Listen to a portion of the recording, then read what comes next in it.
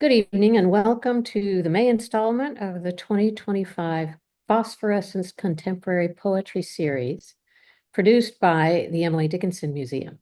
Now in its fifth year, this series brings you some of the most exciting contemporary poets we know who have caught the spark of Emily Dickinson's own phosphorescent light. My name is Jane Wald, and I'm the Jane and Robert Kiter Executive Director at the Emily Dickinson Museum, and I'm truly delighted to be here with you all and with our guest poets. So for tonight's program, here are just a couple of logistical requests or suggestions. So we encourage you to use the chat feature in your Zoom app to share affirmations or words of encouragement with the poets. And feel free to start now by telling us where you are, where you're listening from. Tonight's readings will be followed by a Q&A, and I'll be looking for your questions in the typed Q&A feature rather than the chat, so that we can pose them to tonight's poets. And you'll find this Q&A feature in your Zoom toolbar, and you can place questions there anytime during tonight's program. So we are seeing people joining us from North Carolina, California, Oklahoma, Arizona, Japan, Oregon, right here at home in Amherst and Northampton, from Ohio and Washington, D.C., Montana. So we are truly a widespread group and delighted to be able to come together tonight.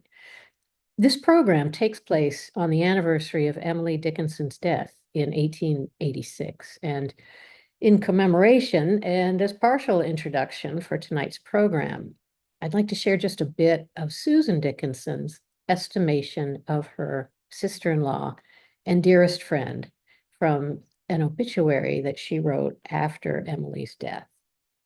And in part of that obituary, she wrote about Emily Dickinson.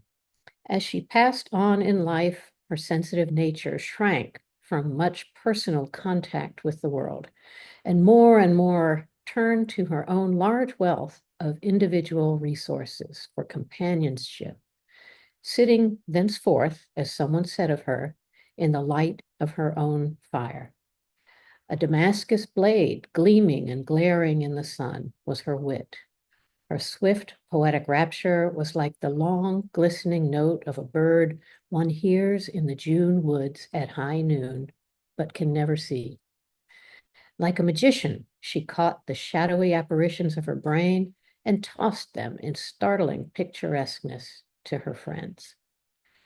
Now that is a profoundly poetic description of a poet, isn't it? Well, now it's my great pleasure to introduce this evening's guest poets. First, Niina Pollari is the author of poetry books Path of Totality, which the New York Times called one of the best collections of 2022, and Dead Horse, which was a finalist for the Norma Farber First Book Award from the Poetry Society of America in 2015. Born in Finland, she's also a Finnish translator, including two collections of Tutti Heikkänen's poetry, The Warmth of the Taxidermed Animal, and a chapbook titled The World Undressed.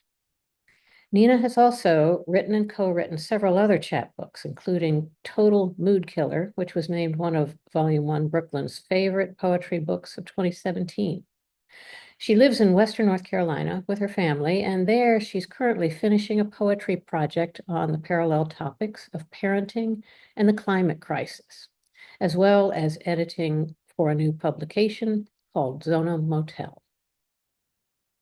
Welcome, Niina. Joy Ladin has long worked at the tangled intersection of literature and transgender identity.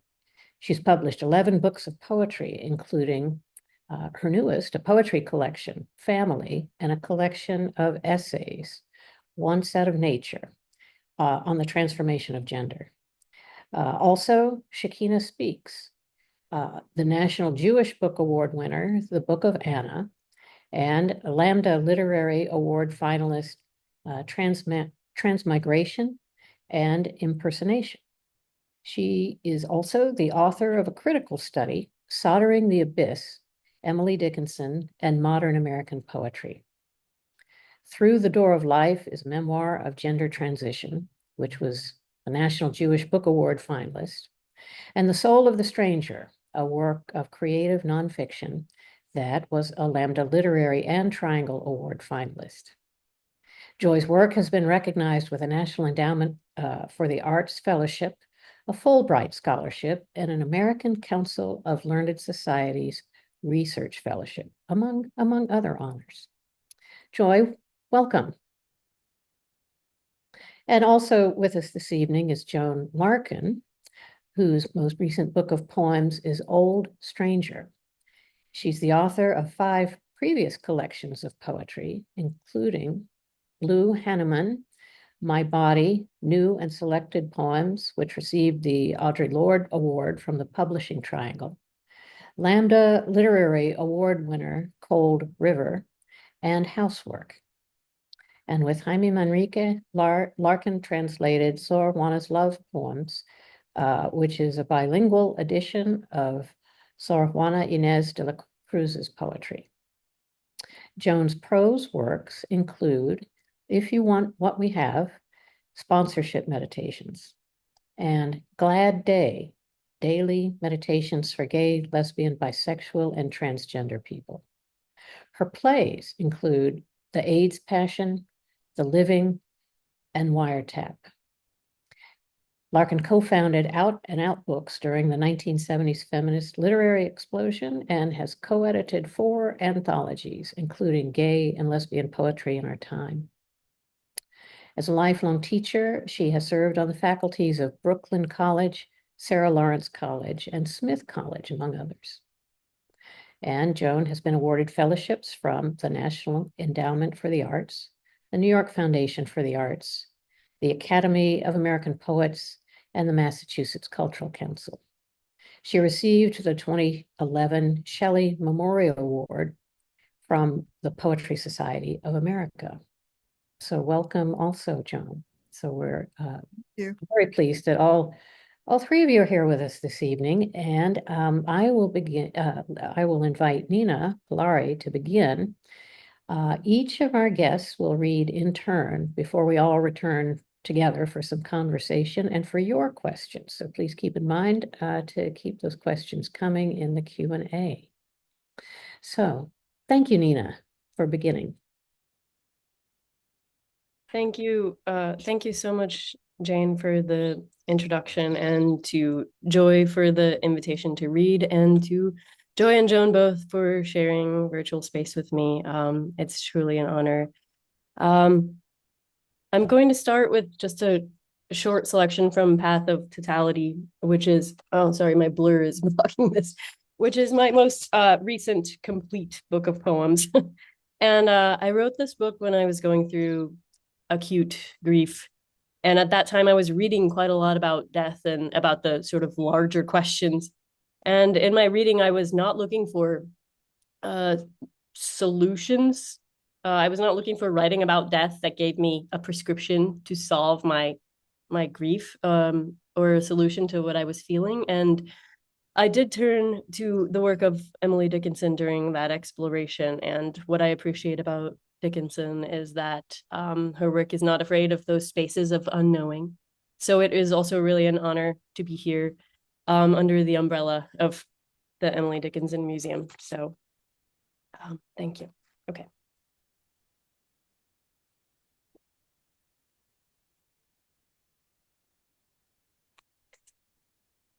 Urine season. Summer in New York is urine season. Everything has an odor.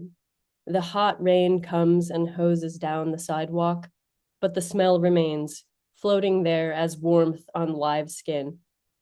People toss bottles out of their cars, and the bottles explode over the sidewalk, or they stay closed and roll to a stop, then cook for days next to an architecturally famous building. Last time it was urine season, I was expecting. That's how you say it. You don't say what you're expecting. I didn't know what I expected, but I now know. I held my pee on every corner of this town, waiting to meet my daughter. This year, I've been watching a live stream of a falcon nest. On a ledge above the sidewalk are 3 falcon hatchlings. They wait and watch in their rocky nest, knowing that their parents will bring them smaller birds to eat. There were 4 eggs in the nest, but the 4th didn't hatch. The 3 remaining hatchlings grow larger and more dangerous each day. They rip apart tanagers and starlings as they learn the ways of predation. They shit over the edge of the building. The excrement drips down the side. Today, the falcons left. This is a poem about expectation. At the hospital, I had a catheter. It leaked on the bed, on the sheets, against my legs. Someone came in and asked where my baby was, not seeing the decal on the door. I have never felt as helpless. It's urine season again. It will be again and again. We will feel this way again. Some will say this is not a poem for them, but I say it's a poem for anyone who ever expected anything.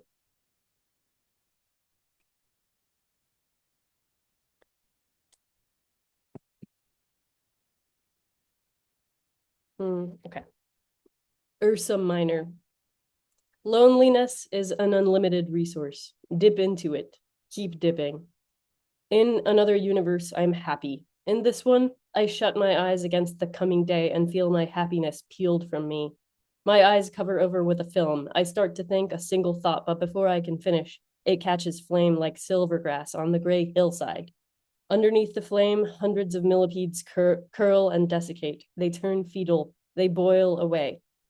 Cloud obscures the mountain. Lightning blanches the whole of its interior. White bones, white blood. And Ursa Minor above the thunderheads, dipping into the cold universe. Up there, it's so thin, even feelings can't stay together. Their atoms drift from one another until they are too far for their gravity to hold. My love, how can I tell anybody what I mean? That you were born and that I held you. That when you were born, I was the one who died. That when I died, you were the one who went under and pulled me up again and dressed my body. How can I tell anybody what I mean? That I didn't know I would have to love you like this. That I didn't know we had to die to meet. Okay, last one from this book. Interim. In the interim before the disaster, I transform into the Godhead. The transformation is so easy, it's almost aesthetic. Suddenly, I exude an amniotic appeal and leave trails of cervical mucus that allow me to be followed. My nipples are targets. My body's hairs are individual, like lovingly made line drawings. I am full of blood and food. Being the Godhead gives me a voice that is many whispers driven into one voice. It makes me compelling to everyone I address. It's just like listening to the woman of your dreams. And you know what the disaster is. You have seen it in your own dreams. A mountaintop blows inward like a face hit with a fire extinguisher. The brown cantaloupes roll into the acid ocean. But the good news is, I can save us so easily. This poem is not insane. In the interim before the disaster, we can hear the thunder and look upon the signage as it illuminates letter by brass letter. Live, laugh, love. And we can recognize ourselves for what we really are. Cool. So my papers fell, and let's hopefully find them in the right order again.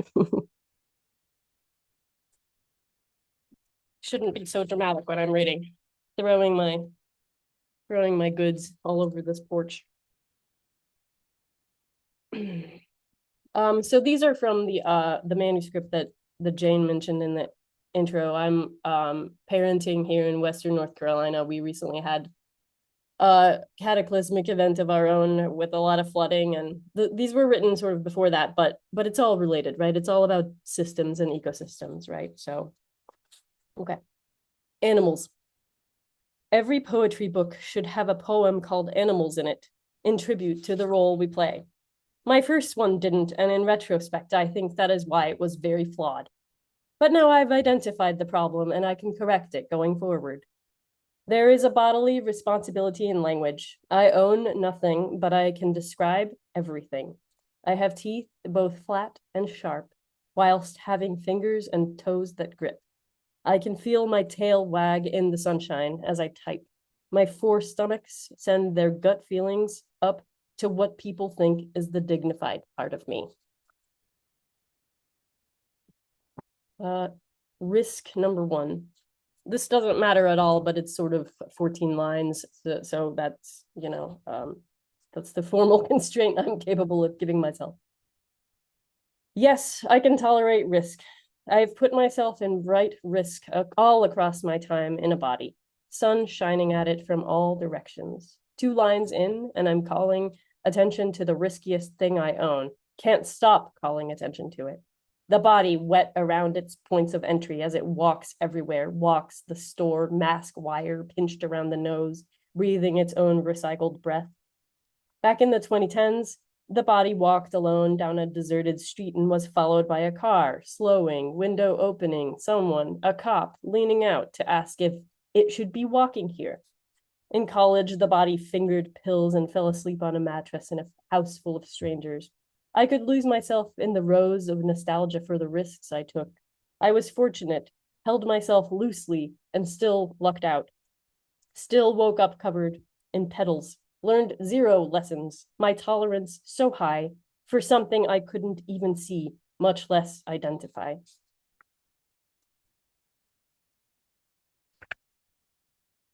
Yeah, okay. This will time out. This is a little bit longer, but I'll really love to just blast through them, so I hope you won't get bored. Another poem about birds. The nest outside the living room window contained a brood of 4 eastern phoebe hatchlings. They were getting huge, stretching their wings, too scared to leap and fly. One evening, we noticed a rat snake under the nest, right where the shit accumulated in a little chalky pile, about 8 feet below where the babies were seated. It's casing the joint, we joked. It's coming back for the birds. We thought we were overestimating the snake's sense of geometry. But the next night we heard a thump against the living room window. It was one of the babies having fled. And when we turned on the porch light, we saw the rat snake dangled next to the nest like a slick black pendant light, long cord of its tail pressed against the beam, geometrically to support its weight as it hung there. It was halfway through swallowing one of the hatchlings. The wing poked out like a ragged sail. The rest of them had fledged to avoid the predator's jaws. It was one way to learn to fly. I had been documenting the birds online. I felt obligated to update everyone on what happened, which also felt kind of sad. I had taken a picture of the snake dangling there with the bird in its grip, but I didn't post it. I just shared in words. The picture felt too close to something I didn't want to touch right then, because even though I am not afraid of death, I have a dumb, soft heart. Every night when I put my baby boy to bed, in order to avoid being pulled out of my sleep by the vivid hallucinations I am prone to when he's missing, where he's missing, or not in his correct location, or otherwise in palpable danger, I have to tell myself just before I tumble into my dreams, the baby is safe in his bed. The baby is alone and safe in his bed. The power of these words is enormous to me. They let my brain unwind into nothingness. They let me drop into the chaos of my sleep and let my ears be blocked by the metaphysical sound of the spinning plate of existence, like a sound machine in the baby room of the universe where I'm the baby. I have to trust that something will let my words be true, even as the uttering of a statement creates also its opposite statement. I'm not equating baby birds in a nest to a baby boy in a bed. I'm not equating myself to an instinct-driven adult passerine, and I'm especially not equating all the worst fears I have to a snake driven by hunger. That would be too easy and much too hard on snakes.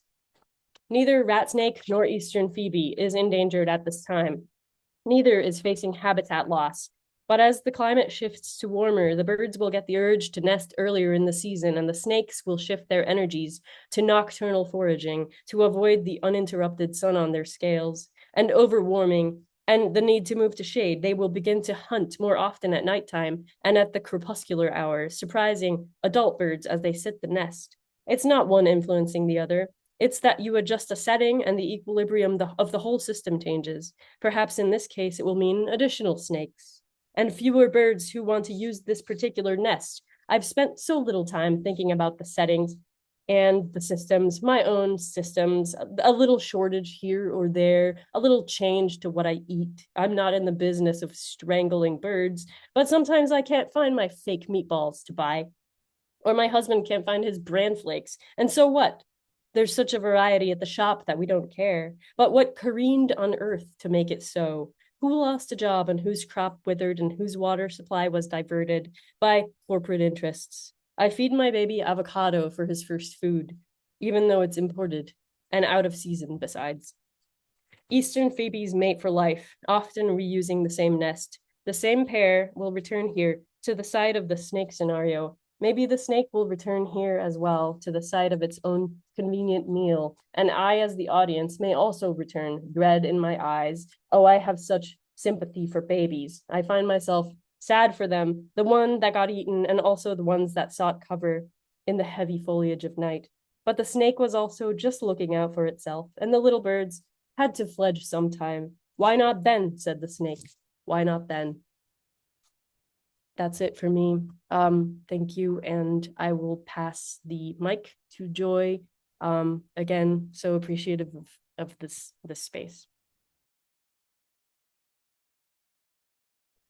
Thank you so much, Niina. That was great. And I think you know that for a while I read Path of Totality obsessively, trying to learn how to basically do what you do, which I did not succeed in doing, but I did. The effort was good for me. I'm very grateful that you and Joan are here. And I'm grateful to be doing something for Dickinson's Death Day and with the Emily Dickinson Museum. My connection to Dickinson goes way back in the 1980s. I read through her complete poems while walking to and from work because I wanted to figure out why I didn't understand her. And I also eventually realized she was teaching me rhythm and line breaks and um, other things that were subtler. She was teaching me about phenomenology, the power of representing one's own consciousness in poetry, which she does in so many ways and so brilliantly. And also, I resonated with her use of detachment and dissociation, and which she elevates by often portraying it as a way of understanding the crunch that human beings find ourselves in between the finite and the infinite. Kind, she sees us as kind of being both at the same time and smushed between them. So I wanted to say thank you by starting with a poem of hers. It's one of the late poems, and I think you'll see some of the things I was talking about in it. How happy is the little stone that rambles in the road alone and doesn't care about careers and exigencies, never fears, whose coat of elemental brown a passing universe put on, and independent as the sun, associates or glows alone, fulfilling absolute decree in casual simplicity. I first read that when I was a young poet, and now I realize, oh, this is also about aging and realizing, sort of beyond career, certainly. Um, have gone to visit Dickinson's grave a lot, but I'm otherwise not a cemetery person. But my wife is. One of her favorite things is to go to cemeteries, so we often go. So she took me to this incredible cemetery in London. It's called Abney Garden Park Cemetery, and I think the cemetery connection is the the Dickinson connection here. I rest on a bench between leaning crypts, undermined and overgrown by hawthorn roots and ivy, making myself at home among roding angels and moss-blurred epitaphs. You're in your element, snapping photographs, deciphering grandiloquent expressions of love, virtue, faith, and resurrection, Gold crest and chiff-chaff wing from branch to branch. Brevity and brilliance, grief and acceptance, in a single sunstruck glance. We're surrounded by fungi, slime molds, jelly ears, yellow brains, blushing rosettes. Fattening, fattening on Victorian arsenic and lead in the hollowed out trunks of this urban forest that meant to be a garden. The pandemic won't start for a couple of years, so it's easy to feel life has triumphed over death, overgrown and walled it in, arranged it into artful paths, resting places, granite slabs, snippets of wilderness. This is the perfect place to feel how tired I am amid 19th century dissidents and species that have trembled for decades on the lip of extinction like hairs in a thinning mustache. Rustle and thud in the underbrush. I smile back at you across the graves. Not me, not here, not yet. Um, I want to read a poem that Dickinson would not approve of, I think, at all. Um, it's from a collection called Shekhinah Speaks, which are poems in the voice of the immanent female aspect of divinity. And Dickinson, in a number of poems, is really creeped out by the idea that God is close. She finds God to be a sort of a peeping Tom. She's under surveillance. She just wants to get away from the divine gaze and play hooky and all that sort of thing. So the idea of not only not running away from that sort of intense presence, but trying to evoke it through poetry.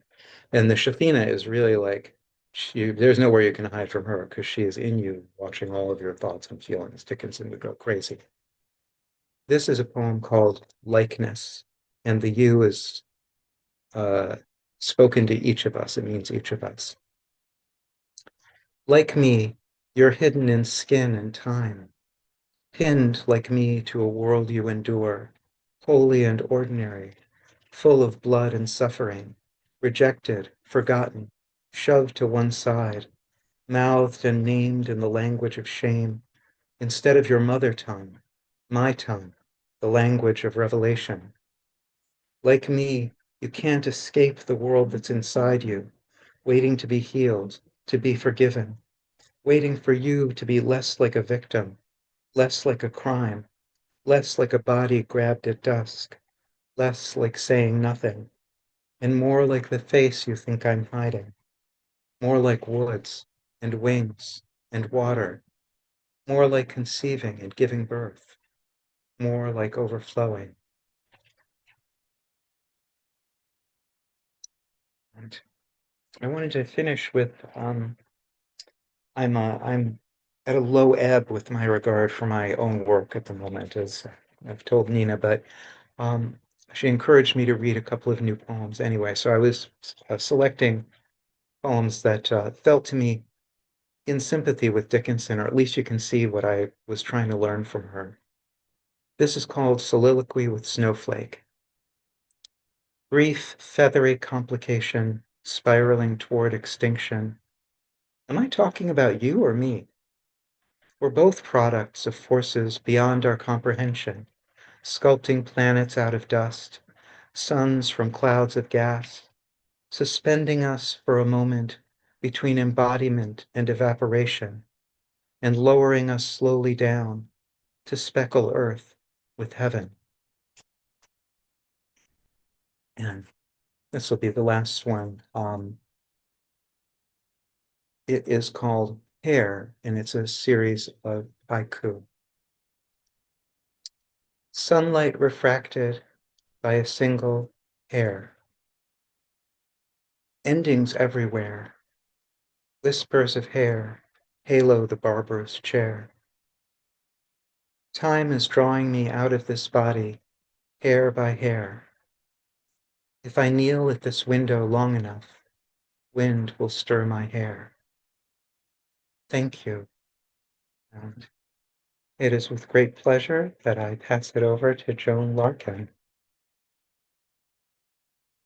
Thanks, Joy. It's such an honor and a pleasure to be invited by you to participate in this reading, and so amazing and wonderful to hear both you and Niina read your work. And many thanks to the Emily Dickinson Museum and all the people who keep it going and arrange such programs. So I'll just say, I know we're going to talk in a few minutes about Dickinson, but I just want to say that I just spent some time this afternoon rereading Joy's essay. I don't know if you can see the book I'm holding up. It's Joy's collection of essays called Once Out of Nature. And the essay Supposed Persons, Emily Dickinson and the I in quotes, is a revelatory essay that I recommend to all of you. Maybe we'll talk about all of that later, but I've just sort of been discovering what I was up to when I was writing the poems in Old Stranger and the poems that in the books that precede it. I don't know if other poets have this experience, but I don't generally really understand what I'm doing until a long time after I've finished doing it. So this is the title poem from Old Stranger. So it's called Old Stranger.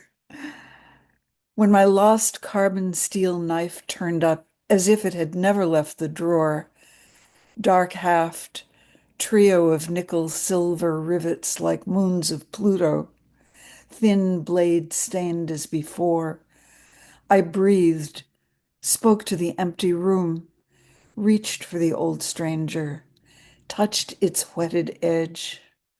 Alive, it could change tomatoes to glistening discs, basil to little hills, draw blood from meat. It raked joy onto my plate while the gauze that wrapped my cut reddened. My father's tie rack. Back of the door to his dark closet, eye height, with clever steel pegs I could flip both ways, a row of pendulums, of tongues, words wordless, witnesses waiting to be sworn, the town's secret, a silk body, a man's plenty, a wild ache, a knot. One painted with gold mums, one with blood leaves on mud, Vishnu's skin, 20 shades of sky, white flag iris, slick sheen of a green-black snake. Which one went with him into the hole? Somewhere else, his belts.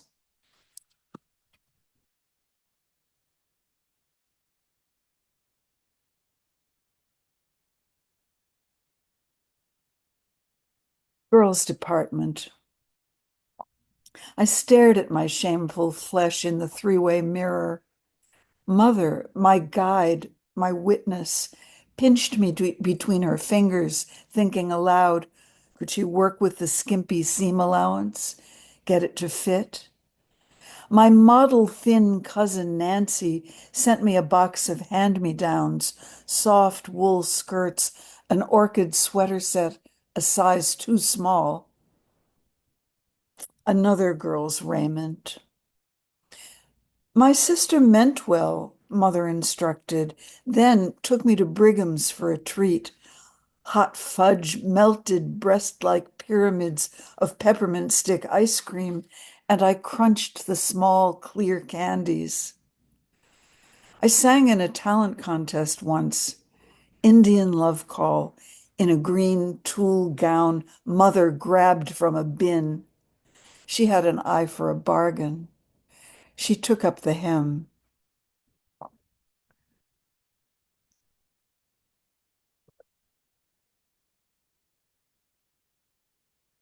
Well, I'm emulating Niina in barreling through. I'll try to keep the commentary I'll try to leave it out, actually. Chain of events. It started with being in nothingness and hiding a pack of Luckies in my school bag, tucking a matchbook in front without tearing the cellophane. I risked taking the streetcar downtown late at night. Did they never hear me? And basked in the gleam of Herb Pomeroy's band and the tang of underage vodka in orange juice. I quit sleeping in metal curlers, told everyone I was an existentialist, though I kept wearing my Peter Pan collar and gold tone circle pin almost right up to the night of the abortion. I gave up on the straggly page boy. I think that was part of what Mother meant when she screamed, "Where did I go wrong?"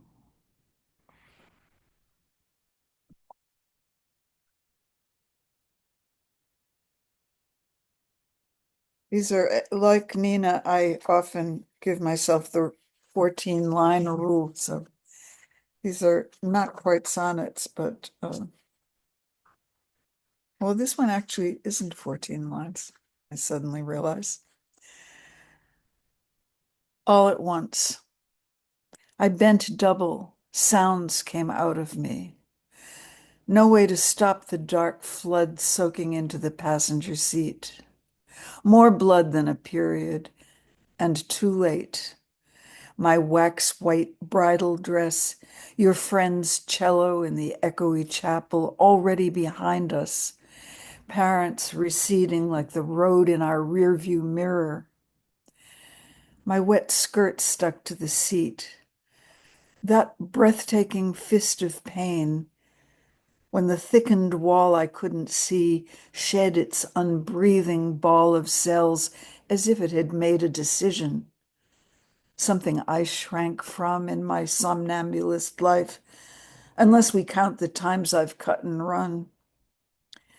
I still see you, speechless behind the wheel, jaw clenched as you swerve toward the lit Esso station. Last chance for a long stretch of miles. I'm going to read, I'm going to do this. I'm going to read one poem from Blue Hanuman. It's one of several poems that I've written, both in this book and in Old Stranger. Oh gosh, the screen is telling me that I might have switched to a different language. Please update it. We'll save English there. Okay. Anyway, gratitude to my brother. So this is called Eye of Newt, and the word life in it refers to Life magazine, although it may in actual fact have been Look magazine that published a special on the paintings of Pablo Picasso, which was my first encounter with Picasso. Eye of Newt. I was larval. I dreamed myself downstairs in PJs, still in my coma. Bach, he said, and I lay next to the radio. Dark amber spread through my girl brain. Eye of Newt already nestled there, an egg glued to a twig. My pale, bespectacled brother set me on a leaf and watched me fatten. Franz Kafka, he said, and my new long feelers brushed the wall. Girl before a mirror was tacked there, torn from life, her twin pear belly worm pink as my own. Half curled, half crawling, I burst through skin after skin. Art, I said, and my wings fanned slowly open. And I'm going to end with White Pine, which is the penultimate poem in Old Stranger, and in which I address myself by name, or is it myself? Maybe. White pine.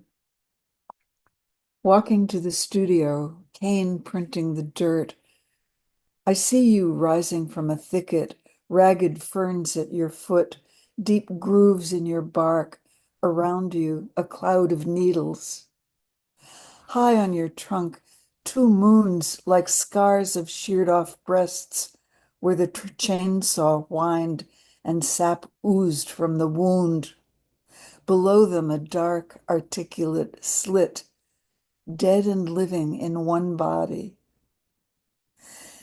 Your cones open in warm air, give winged seeds to the wind, enough for a forest. Death poem, wait. Joan, keep walking.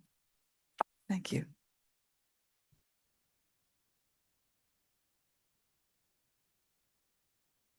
Thank you so much, Niina, Joy, and Joan, for such a wonderful reading and sharing with each other and with all of us of your work. Let me first ask members of our audience if you formulate your questions in your head and go ahead and put them in the Q&A, and we will. There is one there, Jenny. Yeah, I've got it there. We'd love to have a flood of questions for you. So thank you. So let me start with this one. Joan, you spoke of not understanding what you're doing until a long time afterwards. And a member of our audience would love to know, love to understand more about that process. Well, I mean, it begins with in writing an individual poem. I rarely know where I'm going. There's a moment, there's something that is compelling that wants me to start looking at it and finding words for it. And it's part of every poet's job to be able to describe things, but certainly description is far from being the whole story. And so I don't know where I'm going to end up, and I often try to find the surprise, the mystery, the U-turn that will, where the poem will turn around and say something to itself. So that's one experience of not knowing. But I had the experience when the box of copies of Old Stranger was first delivered. I sat and read through the book from beginning to end. And then in the first month or so, I read it again, two and three, I won't even tell you, countless times. And I found myself saying, "Oh, so that's what she's thinking. That's what I, I, I don't know if I can explain it any better than that, but it's probably the closest I'll ever come to psychoanalysis is, is writing down whether it's narrative or lyric or a combination of the two, um, I can't even finish the sentence. I guess I don't know where I'm going with that. Maybe somebody else can help out if you share this experience. Well, that explains it completely, right? That you can't finish the sentence of how to explain it. What you said about the kind of the U-turns and the sort of folding back on itself, waiting for the poem to answer itself, it sounds very much like the U-turns or the sharp left turns that Emily Dickinson takes in her poems, many of them.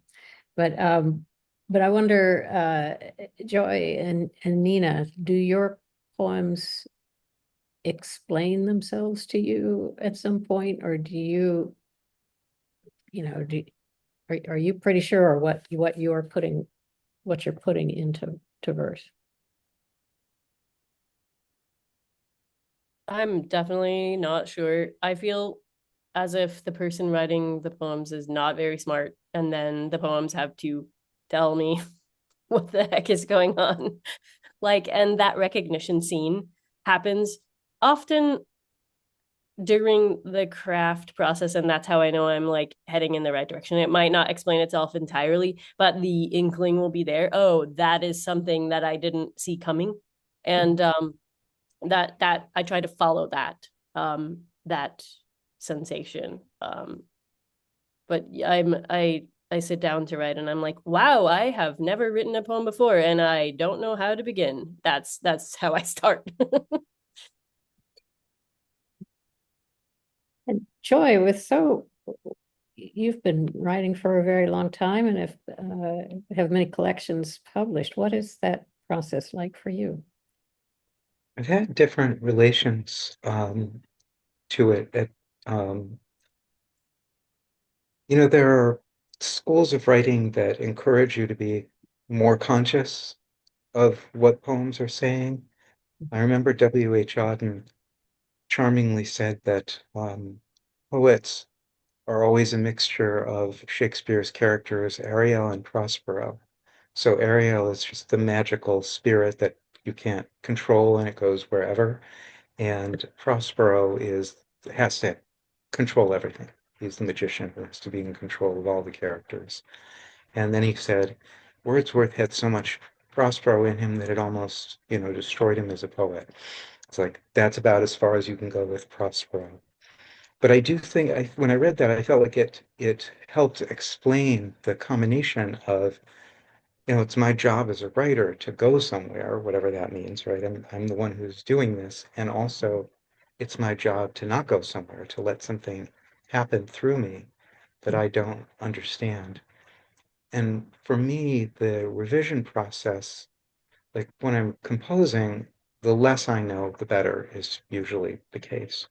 But the revision process, I find usually requires me to understand two things. I have to try to figure out what's the story of my imagination. My imagination is trying to do something here, and I'm in the way as usual. So what is that, and how do I help that along? And also because poetry doesn't have to be made out of sense, doesn't have to be made out of utterances that make sense. Dickinson is a great example of great poetry that really can't be reduced to coherent sense. Um, but for me, I feel like I do need to know the sense of what I'm saying. I didn't always at earlier places, but now I'm suspicious of myself that I have to at least believe I know what I'm saying. And then often afterward, after poems are done and they stop being mine, so I stop having this umbilical relation to them, which I think often is a process of making things up about them. Like I'll come back when I'm putting a book together or after a book has been published, and I see them in quite different ways. And so, like, I start to get a message that you would have thought I would have had from the beginning. So when people uh, talk about my poems, I'm always like, wow, wish I'd been trying to do that. That would have been awesome. You know, a great poet would have really tried to do that right from the first. So thank you for seeing that in the poem. Um, So that's really interesting. What happens at the end of the creative process and letting the poems go, but people in our participants are always interested in poet origin stories. So that is when did you first establish your relationship to poetry? At a young age, did you come to it later? When did you first connect with Emily Dickinson's poetry? Uh, when you began to write, was this a kind of a step by step process, incremental, or I, I think we'd all love to hear about your first connection with poetry, and then what happened? So maybe Joan, would you begin us? Yeah, well, um, I was a poem writing child. Uh, Terrible stuff, uh, but I wrote in rhymed metered verse from a very early age. And I also thought I wanted to write novels and stories and, songs and all of that. And I was, uh, writing very pretentious, embarrassing stuff. I've just had the good and horrible experience of looking through papers that I'm sending to an archive, and I didn't realize I had been hoarding things that I wrote in high school and college, and the poems are kind of awful, but they're also very carefully crafted and skillful, and I see the germ of what I'm trying to do now, back at an early time. And as far as Dickinson goes, you know, I mean, I went to college at the end of the 1950s. Uh, the only, I mean, we didn't have anything approaching accurate versions of Dickinson in the library, and the only biography was part of the American Men of Letters series, one of the few women in that series. Uh, but I was babysitting for one of my teachers, Samuel Hines, wonderful critic, a Pound scholar, and he saw that I was reading Edna Millay, and he said, "Here," and he handed me a volume of Dickinson and said, "Start here." I mean, I regret that he didn't appreciate Millay, as we do now, but that was the beginning of my acquaintance with Dickinson, and her surgically probing, psychologically brilliant and mysterious poems were, I was hooked. Joy, I think you shared a little of your connection with Dickinson story with us, but back to the beginning of your relationship with poetry. And you said my origin story. I'm a, comic book person, so I wish I could tell you I was bitten by a radioactive poem and eventually learned that with great verbiage comes great responsibility. But um, but Spider-Man and I don't overlap that much. I'm like I think similar to Joan. I started writing things that I considered not just poems, but great poems. As literally as soon as as I learned to write. I learned to write in first grade, and I started writing. As long as something was rhyming, to me, it felt like the world was being changed in magical ways. And retroactively, I suspect was definitely not because I was such a great craftsperson from an early age.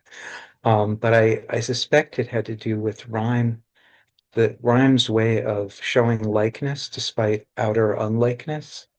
I think that that was like a formal version of what I was always hoping for. Like I had this female gender identity that in an outwardly unlike form. And so I feel like in rhyming in some way, I was demonstrating the possibility that things could seem unlike, but really be like. Um, with Dickinson, I had to read her because in the 80s, I read a lot of poets writing about poetry, and they always talked about how great Dickinson was. And I would always start reading her, and I think, oh, what a great opening line. And then, what the heck is she talking about? And so I would put her down, and then at a certain point, I thought, okay, look, I just got to do this. And that's when I read through all of the poems and really apprenticed myself to her. And Niina. I also was a rigorous poem writing child. I have a little notebook that I used to keep. I've moved countries. I've moved, many times in my life, but this little notebook has stayed with me, and I guess it's a relic at this point. But it contains what I think is the first poem I ever wrote, which was in rhyme. It was in Finnish, and there's a couplet in it that goes, "Tähti se avaruuden tuote on, kirkas kaunis mutta aatteeton." It's like you can hear the rhyme, right? It's like it metered and rhymed. And it's about how stars are beautiful and bright, but they don't have thoughts. And I discovered this as an adult, and I was like, it's written in like childish scrawl, like the block letters are like veering off the page. Why was I concerned with this? So I guess in my mind it must have been some type of destiny. But then I didn't start taking myself seriously until college, when I thought I would go into studying early modern English literature, and my professor was like, have you considered an MFA? And the rest is history. I Yeah, so that happened. But Dickinson, I kind of mentioned earlier, I mean, we'd read Dickinson, like throughout my studies, and I'd been struck by the modern quality of the works, and the spaces of unknowing, being fine with those spaces, right? But I didn't really connect with her work more deeply until I was seeking to read my way out of the ocean floor that is grief. And some of the poems, as freezing persons recollect the snow, first chill, then stupor, then the letting go. These kinds of mind-blowing, uh, not solutions to your problem, just acknowledgments that they're incredibly enormous things that you're feeling. Yeah, they really struck me in that moment in my life. Yeah, so I came to appreciate Dickinson perhaps later, but I'm very grateful to her work in my own understanding of the enormity of my experience. Joy, you mentioned learning, many things from Emily Dickinson, and in particular, something about the crunch for us humans between the finite and the infinite. And then I was kind of struck when you mentioned a poem that you were about to read, that you thought Dickinson wouldn't like it. And so immediately I thought, whoa, Joy, does that matter?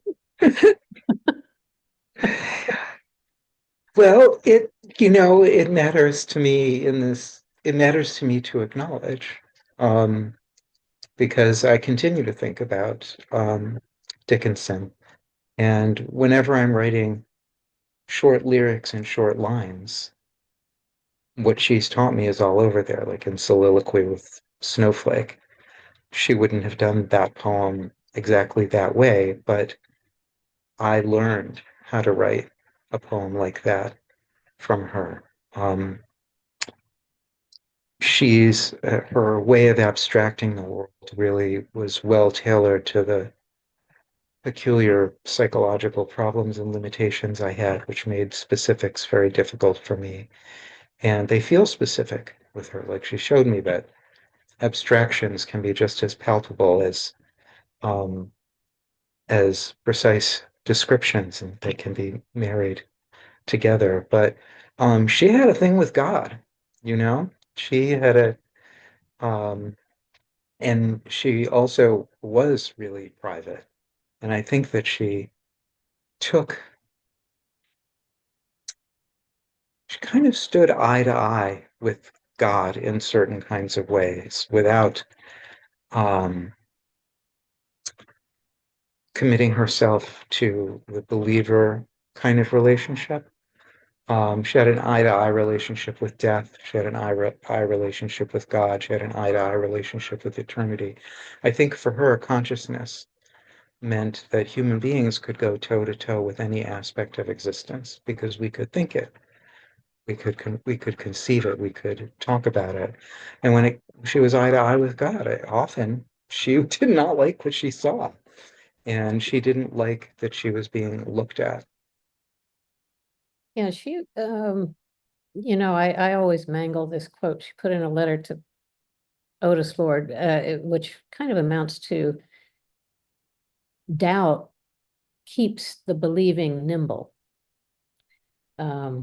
which is sort of right there in that crunch, but uh, without being on either end, either side. But that your comments about that lead me to want to ask you, Joan and Niina, what you think.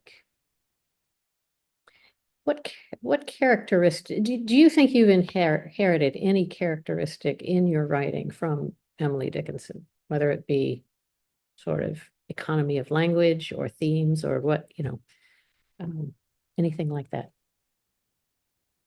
Well, economy of language is paramount for me. I mean, that's what I'm always trying for. But there's something a little harder to pin down. I feel as if Dickinson is really a living presence in my life. I mean, the books are there; they come off the shelf often. But I think there's this combination of sort of stateliness and terrifyingness at the same time. I mean, I want, I mean, here's this incredible craft, and there are also volcanoes and deserts and madness and pain and the afterlife, and uh, you know, they're pulling they're pulling against each other, and I want that feeling of every word alive, and no explanations. So I for that I keep going back to Dickinson. Every word alive and no explanations is like so good. What good phrasing. I in my like sort of writing and editing philosophy, I feel like there are certain knobs that I like to turn up and turn down, and one of the guiding adjustments I've been making in recent years is turn down cuteness and turn up truth. So if it's like cuteness versus truth, I want truth to, I want the ornaments to be cast aside for the sake of something true. And true doesn't mean, prose. True doesn't mean it's not, weird dreamlike poetry language, but it feels true, right? And this calibration towards the truth is something that I think that I assume Emily would agree with to some degree. Yeah, and it has to do with those larger themes and the standing eye to eye with them. So yeah, that's my answer. Well, I'm sorry to say this, but I think we are ending our time, a little bit out of time, and I think we just scratched the surface of all the things we could talk about. I wish we could go on and on and on, but I want to thank each one of you, Joan, Niina, Joy, for these wonderful readings and for our conversation. And I hope we'll get to return to it. I want to thank all of you listeners out there. I hope you'll go online, go to the links that we put in the chat and learn more about these poets and check out their work. There are links to where you can purchase their books. And then stay tuned for news and the launch of their new books. Well, we will be back with another Phosphorescence reading next month, when we'll hear from Barbara Mossberg, Bridget Lowe, and Raquel Tormino. And in the meantime, if you're able to travel to Amherst, come visit us at the Emily Dickinson Museum for a tour of the homestead, where Emily Dickinson lived most of her life and wrote almost all of her poetry. And then the recently reopened Evergreens, the home of her brother Austin and sister-in-law Susan and their family. And then we've just opened a historic reconstruction of the carriage house that served the Evergreens. And that's where our tour center and museum shop is located now. To learn about tours and events and to subscribe to the museum's monthly newsletter or to make a donation to the museum in support of free programs like this one, please go ahead and visit our website at emilydickinsonmuseum.org. I want to once again thank you, Joan, Larkin, Niina, Pollari, and Joy Ladin, for a wonderful evening. Thank you, and I wish you and all of you out there listening in a wonderful evening. Thank you and good night. Thank you, Jane. Yeah, thank you. Oh.